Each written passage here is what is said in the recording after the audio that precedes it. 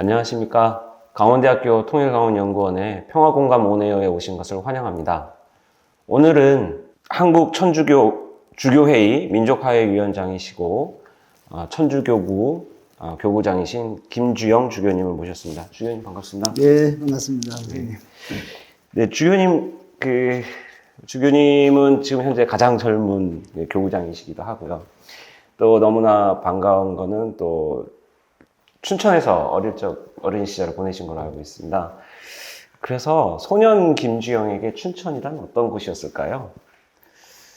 예, 제 꿈 많은 시절에 우리 좋은 친구들하고 제가 뭐 들리는 얘기는 범생이었기 때문에 학교, 성당 뭐 이렇게만 왔다 갔다 했던 것 같은데 정말 좋은 친구들하고 춘천 그러면 아직도 뭐 그렇지만 깨끗한 도시였거든요. 그 당시에는 더더욱이나 그랬고 저희 어릴 때 공지천에서 스케이트 타던 때였었는데 그런 좋은 환경에서 좋은 친구들 또 좋은 이웃들하고 아주 기쁘게 지냈던 그런 유년 시절이었습니다. 네. 뭐 학교 다닐 때 공부도 아주 잘하셨다고 들었는데 네, 그건 좀 과장된 것 같습니다. 과장된 것 같습니까? 네, 알겠습니다. 그 주교님을 모시면서 제가 개인적으로 그 카톨릭 평화 방송을 좀 찾아봤습니다.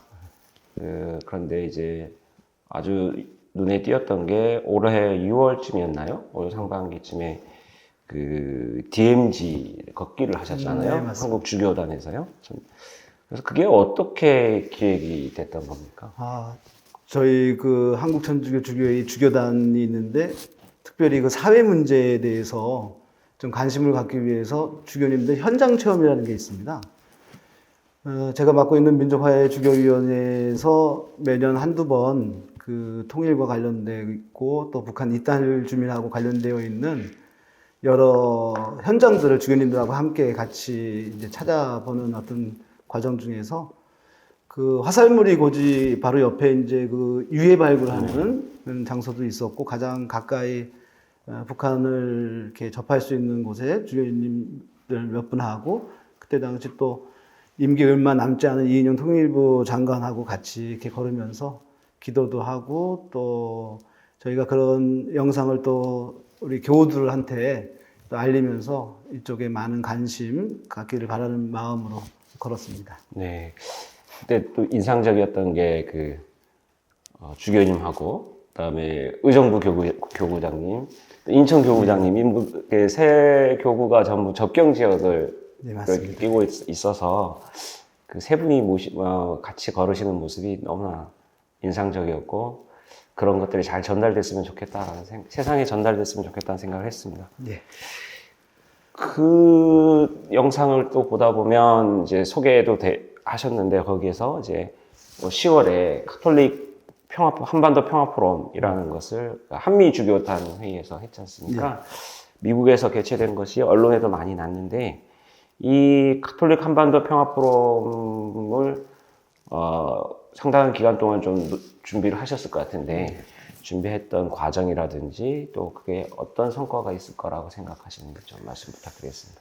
네, 저희에게도 참 외국에서 특별한 경험이었고 좋은 시간이었었는데 사실 이 포럼은 저희 주교회의가 전적으로 이제 맡아서 준비했던 것은 아니라 그 의정부 교구의 가톨릭 동북아 평화연구소에서 벌써 5년 동안 일본 주교님, 그 다음에 미국 주교님들하고 꾸준히 한 해에 한 번씩 국제 포럼을 하는 것을 이번에는 여러 가지 경색되어 있는 북한 문제, 남북 당사자인 우리도 더 중요하지만 그 북한과 미국과의 어떤 관계가 정말 중요하기 때문에 가톨릭이라는 이 보편 교회 안에서 미국 주교님들하고 같이 이 현실에 대해서 한번 이야기해보고 그분들의 어떤 지지를 좀 얻기 위해서 저희가 미국 워싱턴이라는 뭐 상징적인 그 도시에 가서 미국에는 그 저희 같이 뭐 민족화해위원회라는 건 저희 나라밖에 없기 때문에 그와 그 해당되는 정의평화위원회 위원 주교님들하고 같이 이 국제 포럼을 하면서 단순히 이제 학술적인 것뿐만이 아니라 뭐 학계 또 종교계 또 시민 사회 어떤 공공 외교 차원에서 여러 다양한 분들하고 포럼을 하면서 저희는 미국 주교님들하고 미 의회도 좀 방문해서 저희 의견 좀 전달을 했고, 또 공부에도 좀 들어가서 다 이게 미국 주교님들이 정말 저희를 형제 주교로 또 이 문제에 대한 깊은 관심으로 이렇게 다리를 놓아주셔서 저희가 그런 좋은 시간 보내고 온 것 같습니다.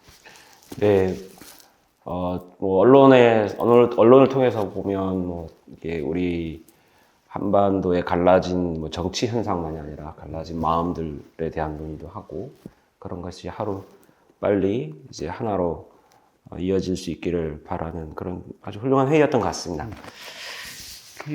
그리고 이제 주교님께서 2020년부터 민족화해위원회 위원장을 맡으셨잖아요. 그래서 오늘 많은 활동을 하고 계신데 이 천주교회에서 민족화해위원회는 어떤 계기로 결성이 되었습니까? 네.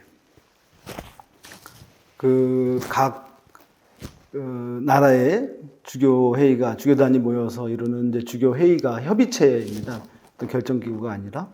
여기는 이제 많은 교황청의 부서와 상응하는 이제 그 부서들이 있는데, 이 민족화해위원회는 이제 우리나라에밖에 없는 어떤 주교회의이고, 또 두 개의 어떤 특별한 주교회의가 있는데, 저와 함께 주교님들만 하는 회의가 민족화해 주교특별위원회라는 게 있습니다. 그만큼 80년대서부터 이 문제가 정말 민족의 어떤 수건이기도 하고, 또 이 교회가 이 사회에 속한 어떤 구성원으로서 이 문제에 대해서 종교계가 할 수 있는 정말 많은 일들을 하기 위해서 특별히 이 위원회를 처음에는 북한 선교위원회라는 좀 약간 지금으로 보면 약간 그 투쟁적인 그런 용어를 썼지만, 그것이 아니라 북한에 가고 오가고 교류하려고 그러면 민족 간에 어떤 교류가 있어야 되고 화해가 있어야 되고 일치가 있어야 되겠다 싶어서 이 용어를 좀 바꾸어서 민족화해위원회로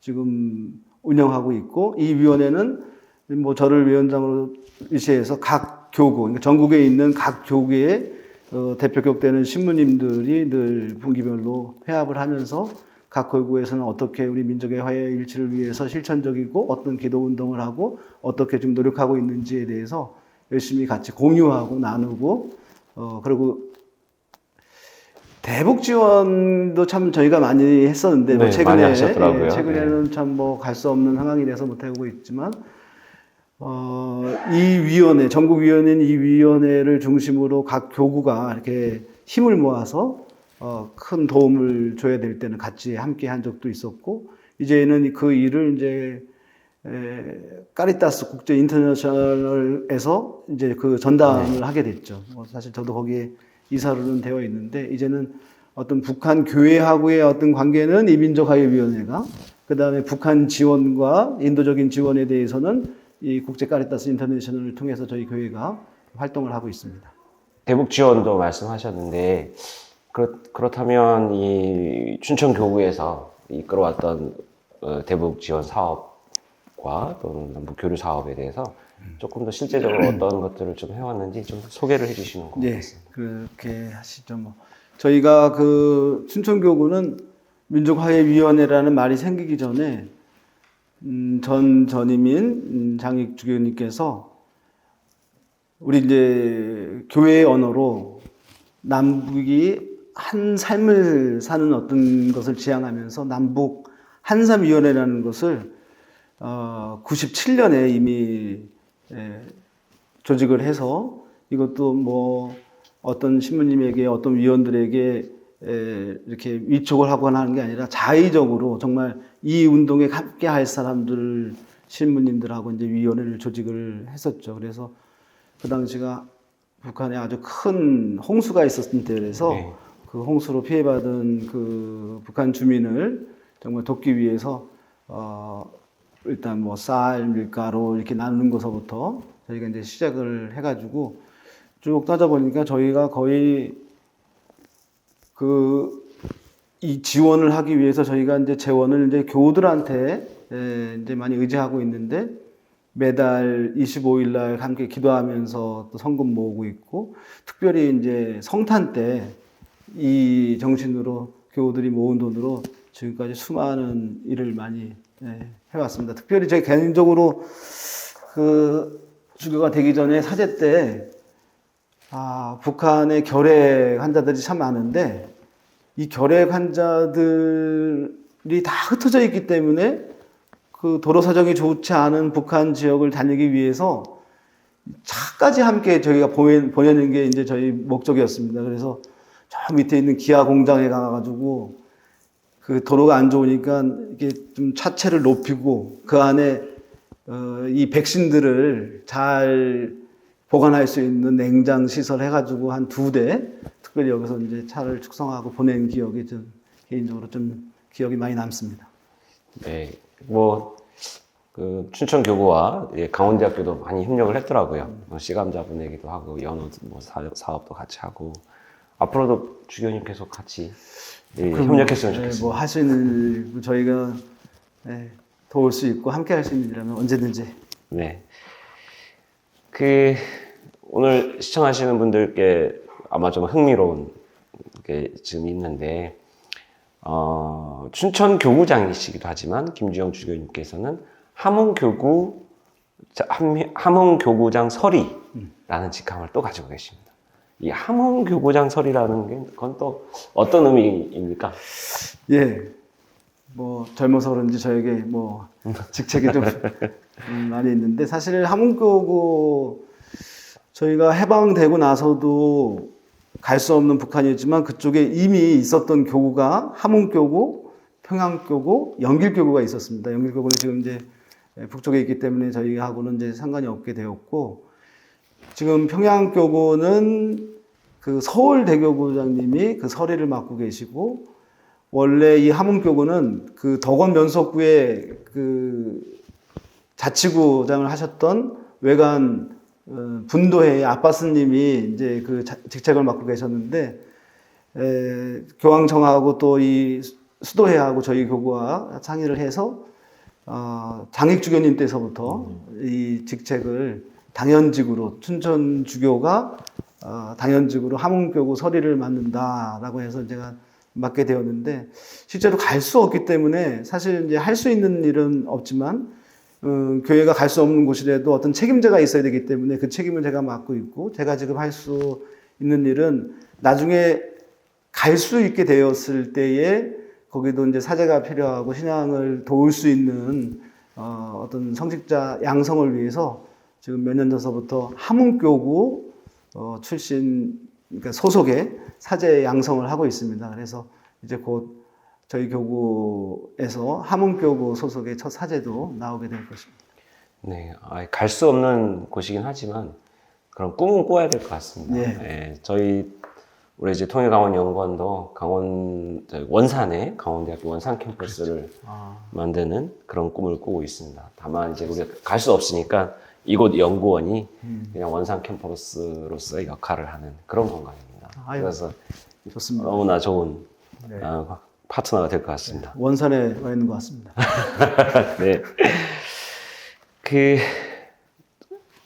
주교님, 춘천, 아까 어릴 때 춘천의 모습을 말씀하셨지만, 사실 이 춘천은 정말 접경지고 전쟁의 아픔과 냉전의 상흔들이 너무 많이 남아있지 않습니까?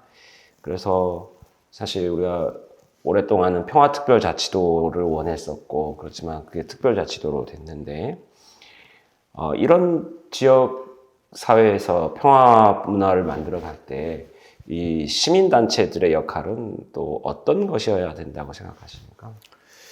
예, 뭐, 저도 순천 시민의 한 사람이고, 물론 이제 강원도를 전체적으로 관할하고 있지만, 우리 원장님께서 잘 말씀하셨듯이, 이 특별자치도를 얘기할 때 강원도의 어떤 특색이라고 할 수 있는, 물론 저희는 이제 환경적으로 정말 이 보존해야 될 것들이 참 많고, 그 중에서도 말씀하셨듯이 접경지역이기 때문에 이 평화자가 들어가는 거에 대해 굉장히 제가 관심이 많았었거든요. 네. 그리고 전 도지사님하고도 이제 뭐 그런 얘기를 했었고. 근데 어느 순간에 이제 평화자가 빠지고 이제 특별자치도만 이름이 남아있고, 제가 좀 우려되는 점은 그 제주도, 세종 이런 쪽이 이제 특별시고 특별자치도고 하는데, 이렇게 과정을 보면 어떤 개발 내지는 어떤 그 발전이라는 명목하에 많이 이제 자연이 훼손되고 그 도를 위한 분명히 법인데 자본의 어떤 흐름 때문에 그 도민이 오히려 소외가 되는 경우를 제가 접해서 그런 어떤 우려를 좀 하고 있는데 지금 질문하신 거에 의하면 이제 평화 문제에 대해서 저는 춘천이 제가 알기로 작은 도시지만 굉장히 학교가 많은 도시고 교육 도시거든요. 저희가 맞습니다. 배울 때도 지리적으로 춘천 그러면 교육 도시다 이렇게 얘기를 배웠기 때문에 이 평화와 관련되어서는 시민단체 우리 정교계가 정말 할 수 있는 가장 할 수 있고 중요한 부분이 뭘까라고 생각을 해보면 아무래도 이 평화에 대한 교육이 아닐까 저는 싶습니다. 학교에서부터 어릴 때부터 물론 이 평화가 이 한반도의 어떤 상황, 분단된 것의 어떤 통일을 생각할 수도 있겠지만 기본적으로 이 사회에서 우리가 평화롭게 살지 못하는 상황이라면 지금도 얼마나 우리 이렇게 분열되어 있지 않습니까?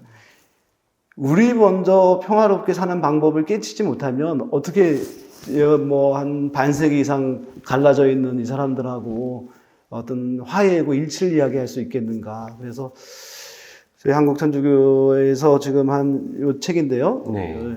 안 그래도 이 소개 부탁드리겠습니다. 책을 한 3년 동안 열심히 준비를 했습니다.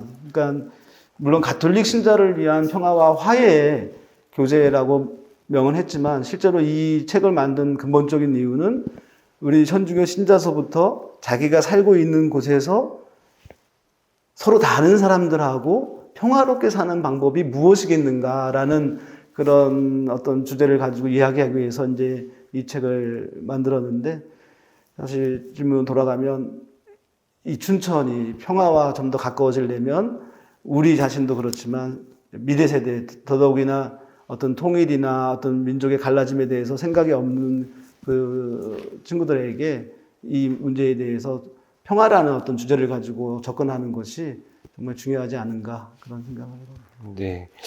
이제 저 시민사회라든지 이런 걸 좀 질문을 드렸었는데, 이게 평화 교육이 되게 종교단체 입장에서는 더 중요하겠다라고 말씀을 주셨습니다.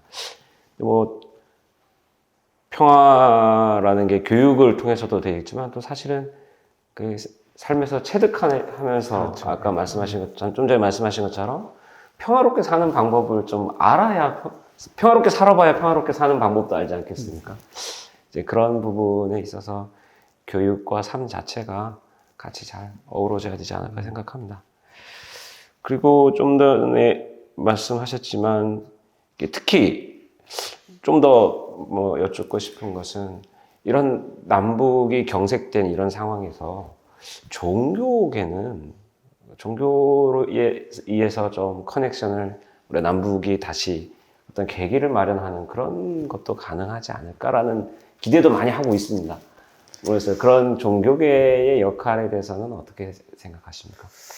예, 지금 뭐 국제 관계도 그렇고 남북의 관계도 그렇고 뭐 소식 들어서 아시겠지만 며칠 전에 우리 뭐 위로 포탄이 무슨 미사일이 계속 연일 왔다 갔다 하고 또 우리도 어떤 대화의 방법이 아니라 미국과 함께 어떤 군사훈련이나 이런 것들로 자꾸만 그 군사적으로 긴장을 이루고 있는 이때에 사실 종교인으로서 할 수 있는 어떤 방법은 물론 뭐 기도도 있겠지만 정말 이 문제가 어떤 대화로서 해결되기 위한 어떤 창구를 찾는 거죠.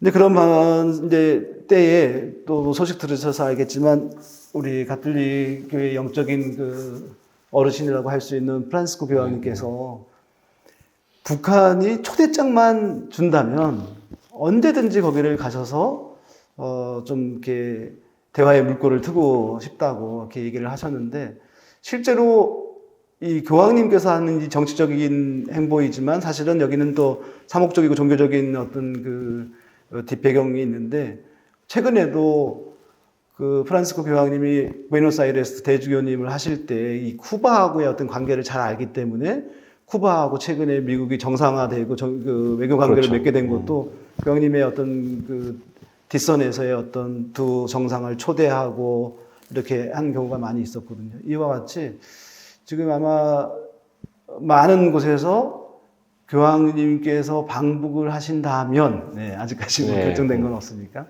하신다면 어떤 그런 물꼬를 틀 수 있지 않을까라고, 뭐, 실제로는 뭐, 교황청에서도 그렇고, 또, 우리 문재인 정부도 그렇고, 뭐 할 때 이렇게 교황님하고 어떤 서신, 이렇게 왔다 갔다 하면서 아마 그런 이야기들이 오가고 있지 않을까. 자, 교황님을 이랬던 교황청에서 그런 어떤 준비를 하고 있다면, 우리 한국교회도 어떤 그런 방법에 일조할 수 있는 방법, 지금은 할 수 있는 방법은 우리가 북한에 있는 그 종교계하고 끊임없이 이제 일단은 이제 만나야 되고 연락을 해야 되는데, 실제로 이번에 부활 때도 그렇고, 8월 15일 우리 민족의 어떤 중요한 날이기도 하지만, 교회의 어떤 중요한 날에 그쪽에 사실 서신을 보냈었는데, 아직 답은 이제 없는 상태입니다. 그래서 그런 방법, 여러 가지로 좀 할 수 있는 방법을 자꾸 노력해야 되지 않겠나 싶습니다. 네, 몇 해 전인가요? 작년인가? 프란치스코 교황님께서 국방 예산을 줄여서 세계적인 빈곤 퇴치에 더 힘을 써야 되지 않겠느냐라는 메시지를 주셨는데요. 그거에 대해서 또 주교님께서 국내에서도 그런 그 메시지를 내셨는데, 좀 그거에 대해서 조금 배경 설명을 좀 해주시면 고맙겠습니다. 예, 사실 지금 그 아마 교황님께서 세계 평화의 날 아마 네, 1월 네, 1일 날 네. 이제 담화문식으로 내셨고, 사실 뭐 그 문제는 최근에 뭐 교황님 말씀이 아니라 교회의 어떤 기조적인 근본적인 어떤 군비, 즉 누군가를 위협하고 전쟁을 일으켜서 자기의 국익을 하자는 그거, 물론 나라의 어떤 안전 보장을 위해서는 필요하다는 어떤 그런 논리도 있겠지만, 기본적으로 인류가 지금 한 사태가 한쪽에서는 굶어 죽고 한쪽에서는 너무 넘쳐서 버리는, 또나 지금은 그런 어떤 음식이나 어떤 물질적인 것뿐만 아니라 이 에너지 문제, 그래서 지금 이 세계가 지금 공멸하게 생긴 어떤 그 기후 환경의 어떤 문제 등등 현안이 너무나도 많은데, 인류가 정말 같이 살기 위해서는 그런 어떤 군비에 들어가는 돈이 꼭 가난하게 나눠주는 것도 중요하지만, 이 지구가 공멸하게 된 위기를 어떻게 좀 극복하는데 그런 좋은 쪽으로 좀 써야 되지 않겠는가라는 그런 교황님의 말씀이셨고, 실제로 지금 우크라이나 전쟁 아직 끝나지 않았고요. 지금 뭐 알게 모르게 러시아는 러시아의 뒤에 있는 어떤 군비의 어떤 그 지원, 또 우크라이나는 우크라이나 작은 약자라고 해서 서방에서나 뭐 미국에서 많이 이제 물자를 지원하고 있고, 뭐 거기는 우리나라도 뭐 빠지지 않았죠. 하는 이런 것들이 오히려 군비를 자꾸만 증가하고 군비에 돈을 많이 쓰게 되는, 그냥 정말 필요한 곳에 인류의 재화를 쓰지 못하고 엉뚱한 곳에 사람을 죽이고 파괴하고 자연을 해치는 이런 일에 쓰는 것에 대해서 아마 교황님께서 아마 강력하게 아마 이야기하신 것이고, 저도 뭐 공감하는 뿐만이 아니라 특별히 저희가 이제 우리나라 군비가 굉장히 뭐 서서히 GNP가 올라가면서 이제 많이 이제 올라간 상태인데, 아마도 뭐 꿈 같은 이야기이겠지만 이런 어떤 군비 경쟁에 쓰이는 이런 재화를 북한과 나누어 쓴다면 정말 어떤 대화에 묻고 좀 다시 시작하지 않을까. 이것이 뭐 전 정부에서 얘기했던 뭐 퍼주기식 무슨 뭐 이런 걸 넘어서 한 민족이었는데 그 민족이 정말 어려움에 처했다면 돕는 것은 인지상정이 아닌가 하는 그런 생각입니다. 네. 주교님, 민족화해위원회 위원장 하시기 전에도 남북 통일을 위해서 여러 가지 활동을 해 오셨잖아요.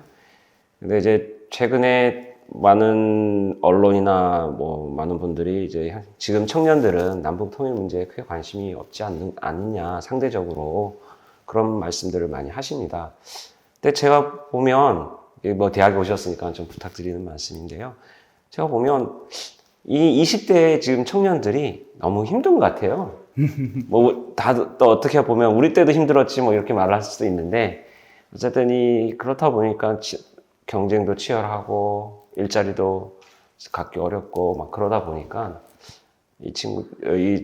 청년들이 그런 남북 통일 문제, 평화의 문제에 좀 관심 가질 여력이 없는 거 아닌가라는 생각도 해봅니다. 그래서 마지막으로 주교님께 부탁을 드리면 우리 청년들에게 남북 통일에 대한 관심도 가지게 해주고 또 희망을 가지게 해줄 수 있는 그런 말씀 좀 부탁드리겠습니다.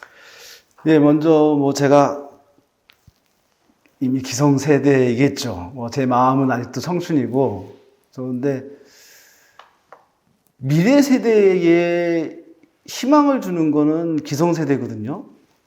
그러면 지금의 젊은 사람들이 희망이 없고, 그러니까 희망은 있겠죠. 꿈은 있겠고. 그러나 저 어떤 더 높은 가치, 저희가 뭐 70년, 80년 정의, 민주 이런 어떤 그 가치를 위해서 투신하는 사람들이 있는가 반면에 선생님께서 얘기하신 대로 지금은 그렇게 어떤 젊은이들이 어떤 그 높은 가치를 위해서 투신하는 사람이 적고 자신의 일자리, 자신의 어떤 평안함 이런 거에 대해서 더 이제 관심이 많게 만든 어떤 이 사회 구조에 어떤 우리 기성세대의 어떤 문제가 있지 않는가. 그런 면에서 참 젊은 세대에게 저보다 뭐 한 세대 밑에겠지만 정말 미안한 마음 가지고 있고 교회 안에서도 참 그게 마찬가지인 것 같아요. 그들에게 꿈과 희망을 주지 못하고 좋은 것을 나누지 못했던.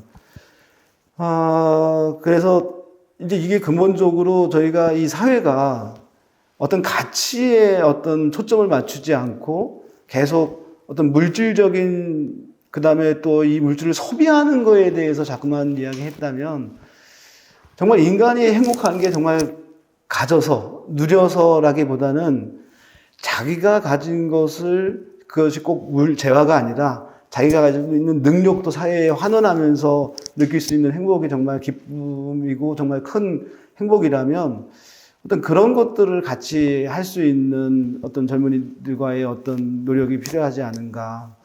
근데 여하튼 지금 현실에 있어서 우리 젊은 세대에 어떤 먹고 사는 문제, 자기의 어떤 그 미래에 대한 비전이 보이지 않기 때문에 이거는 근본적으로 우리 사회가 갖고 있는 큰 문제가 아닌가 싶고,